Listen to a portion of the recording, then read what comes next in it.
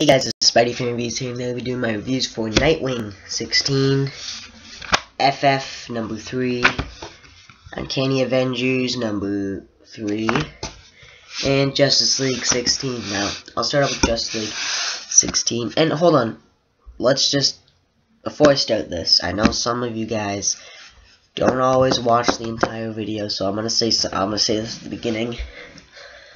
On Sunday, I was planning on uploading a video of the Walking Dead game, but I thought to myself, I really also want to do reviews for the other comics I read.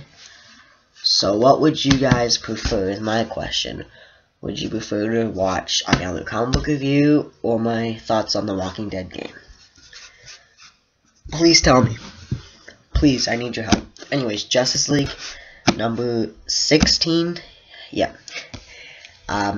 Jeff Jones and Ivan Rice on this. Ivan Rice, I mean, he's perfect for this comic book, and he makes it look so beautiful. Basically, what this book is you have the war. Atlantis will be going to war with, or might be, hasn't been determined yet. They obviously will, because this whole crossover event is all about. But Atlantis is going to war with Earth, and Aquaman's in the middle because Aquaman does not want his brother Orm and Atlantis to war with Earth because he knows what they're capable of. But the Justice League is standing up for their world and all that, and say, no, we can't let your brother go. He's a criminal. He has to be brought in. And then you have all this beautiful explosions and action that's all drawn by Ivan Rice, which just looks absolutely fantastic. He does a couple splash pages, as you can see here. Obviously, my favorite part was right here. Superman goes beast mode. But this was a stellar read. This is probably the biggest book. Like the most popular, I'd say. Yeah. Definitely recommend you checking this one out.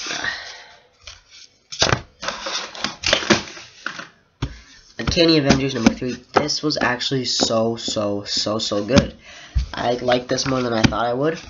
Basically, what you have is Red Skull as he's taking over the city with his mind control, obviously Professor X's brain chip, and is controlling the people to kill the mutants. So the Uncanny Avengers have to come up, have to stop this. Havoc is the leader, and all that, so they stop this. Red Skull is a really good character. This is why I really like him. And then he's taking over the superheroes. He tries to take over Cap. He succeeds in taking over Thor.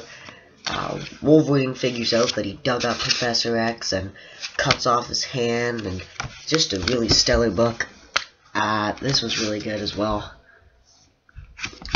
In my opinion, this is probably the best Avengers title you can buy. The FF is dead if you don't. What does that say? If you don't listen to me. FF number 3. Really good book. Matt Fraction, my favorite writer in comic books currently. Well, actually, it's the toss-up between Snyder and Matt Fraction, but I'm enjoying this crossover with FF and Fantastic Four, and I think it works perfectly. The artwork is beautiful. Really's got that retro feel to it, and really looks cool. But basically, if you haven't been following the story so far, what you have is the Fantastic Four are going to space to figure out what's happened to Witcher's arm. He's trying to figure out a cure for it. The others don't know, they just think it's a trip. They're gonna be gone for 1 year, but it will only seem like 1 minute to the people on Earth. So what they did is they took a group of, well, the people they trusted, consists of Scott Lang, Medusa, She-Hulk, and Darla, and they took them and they were going to make them the Future Nation for 1 minute. And it turns out that they really weren't gone for 1 minute. So, think of it as this. If 1 year to them in space is 1 minute to us, imagine how long 7 days would be to him. That would be years, right? So Johnny Storm returns, obviously, and this is Johnny Storm here, and he's all old and that, which makes sense. I mean, it would be a couple years if you think of it. 1 minute equaling 1 year. he was gone for 7 days. So, but he explains that Doctor Doom, Kang, and Annihilus killed the Fantastic Four, and they gotta do something about it. So Scott Lang says is we need to get Darla. He goes and gets her, and then obviously the Yancey Street gang comes in, bust in, pranks and all that.